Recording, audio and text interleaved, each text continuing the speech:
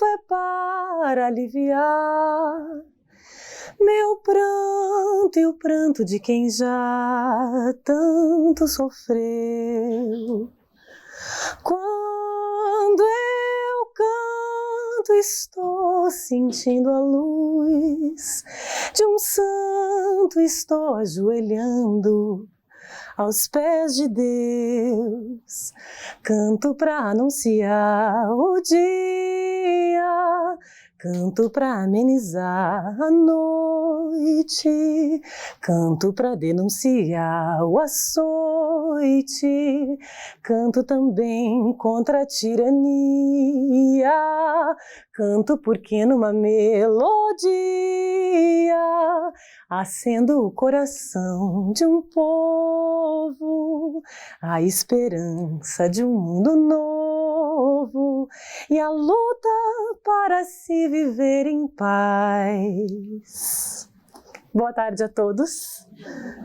Eu sou Sheila Negro, cantora, mãe de 2 meninas, da Maria Clara, de 10 anos, e da Alice, de 3. Pesquisadora, dona de casa, companheira, mentorista, empreendedora, professora de canto e mais tudo isso que nós somos. E a gente costuma não dar nome, e que tantas vezes vira um peso, e quando a gente entende o que a gente está vivendo, a gente consegue ressignificar. E eu vim contar para vocês a história da minha voz, e principalmente a história de quando eu precisei perder a minha voz para poder encontrar a minha voz. E que é uma história que se reflete em tantas das histórias que eu acabei de ouvir aqui hoje. E vou, curiosamente, voltar aos meus 14 anos, como várias pessoas voltaram aqui hoje, aonde a minha irmã tinha acabado de passar no vestibular, numa faculdade que ela queria, e nossos pais nos levaram ao Terraço Itália, num momento muito importante para comemorar aquela vitória da minha irmã. Já passava na época a minissérie da Maria Fernanda Cândido, que era uma cantora de rádio.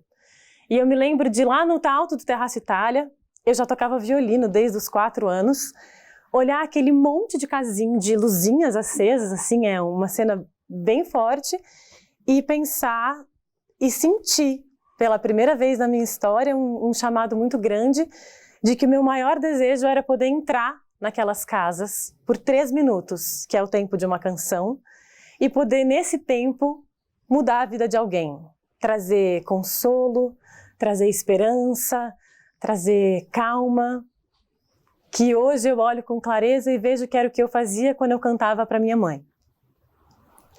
Ai, que difícil esse lugar. E assim foi. Eu decidi largar o violino e ir para o canto, porque eu entendi que no canto eu tinha a música e eu tinha as palavras. E as palavras me fascinavam de uma maneira profunda, porque cada vez que eu estudava uma canção, eu descobria uma história nova. E descobrir essa história nova fazia com que eu olhasse para dentro de mim. Fui para o teatro, fui aprender como estudar um personagem, e isso foi caminhando bem, porque eu sabia para onde meu coração estava indo. E aí entrei na faculdade, nisso um processo familiar bastante caótico. Tive meu primeiro relacionamento sério, mais longo, um relacionamento abusivo, de violências emocionais, de violências físicas. E mesmo assim, a música continuava dando um sustento. Nisso eu entrei na faculdade, fiz o Nesp e caí no mundo da música clássica. E nesse meu processo de formação vocal, eu vivi exatamente o que eu passei a viver no meu momento pessoal, que era ter que moldar a minha voz ao que todos queriam que eu fosse e não ao que eu de fato era.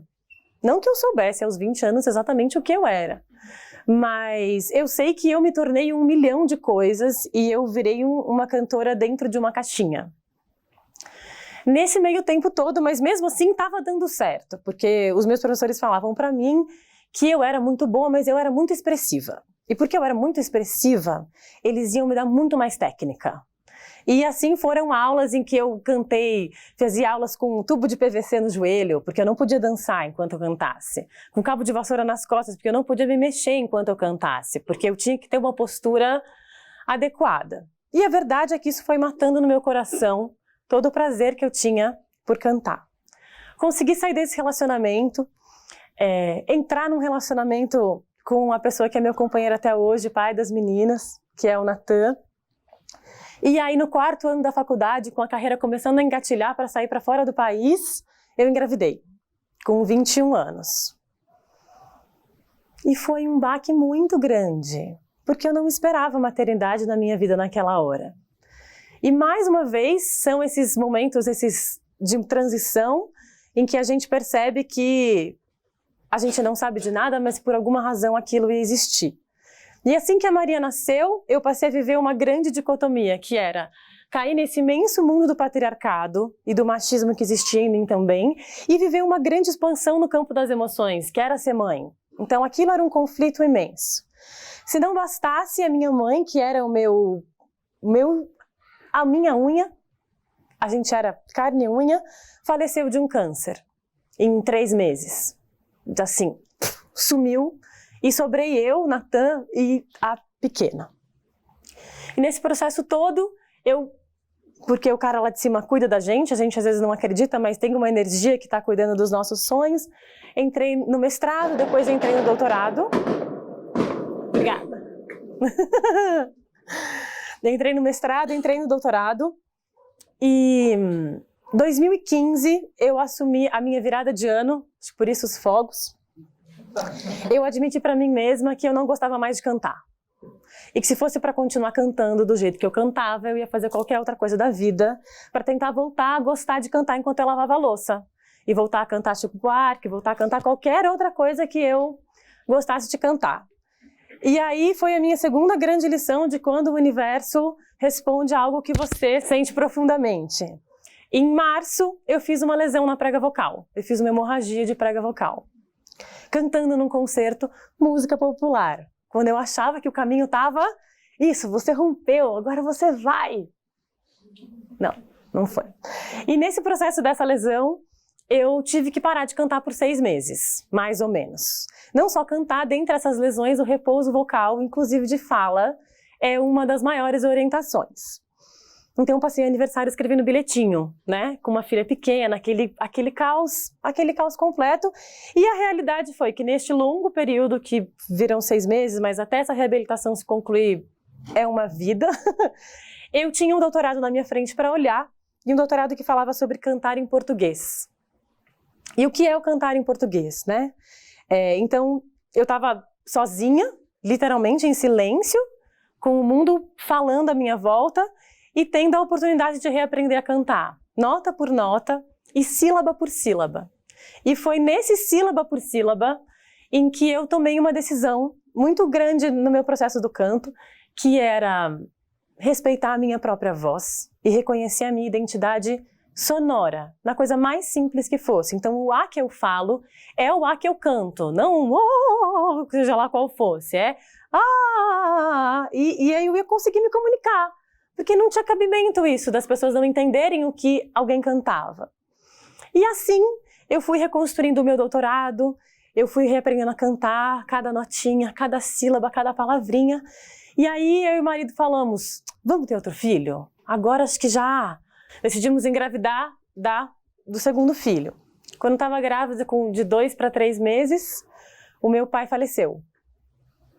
De uma maneira violenta, de uma maneira surpreendente, sem ninguém esperar, e que me colocou de novo num outro lugar de fala, que eu jamais imaginei que eu fosse viver na vida, né? Mas eu me lembro de ligar para a obstetra e falar assim, eu posso chorar? E ela falou, pode. E eu chorei, porque nesse processo de perder a minha identidade de voz, eu também perdi as minhas emoções. Mas quando meu pai faleceu, eu já vinha há algum tempo me reconstruindo nesse caminho da voz e nesse caminho de me ouvir muito. Então foi menos difícil passar por essa segunda perda. A pequena nasceu num parto domiciliar, planejado, tentando experimentar tudo aquilo que era mais natural que eu pudesse viver, com a minha família no núcleo mais próximo que eu pudesse ficar, e eu consegui concluir o doutorado, sabe Deus como, com um bebê de colo, sem rede de apoio, e eu concluí o doutorado. E esse doutorado fez com que eu assinasse para mim mesma aquilo que era o meu propósito dos meus 14 anos de idade, quase 20 anos depois, que era o propósito em cantar, e comecei a transformar a minha maneira de ensinar e comecei a falar para os alunos todos. Eu falei, pensem nos grandes intérpretes da vida de vocês. E se de fato é a excelência da qualidade da voz que faz com que você goste daquela pessoa. E todo mundo começou a ver que não, que Elis era magnífica, mas muitas vezes a qualidade da voz dela não é o que leva ela a tocar o nosso coração. O Lou Armstrong, a Ella Fitzgerald, o Tim Maia. Quantas vezes o que de fato move a gente na comunicação é a relação que a gente tem com o nosso objeto.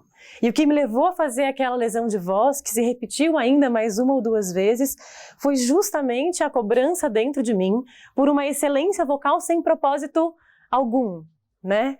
Mas eu acho que o fato de estar conectada com a arte tantas vezes fez com que isso batesse a minha porta de uma maneira tão objetiva. Para de cantar, fica em silêncio, se volta para dentro e encontra o caminho. E foi disso que nasceu Música Afetiva, que é o meu projeto mais recente, em que eu levanto essa bandeira de mostrar para as pessoas que a cultura é muito mais que o entretenimento.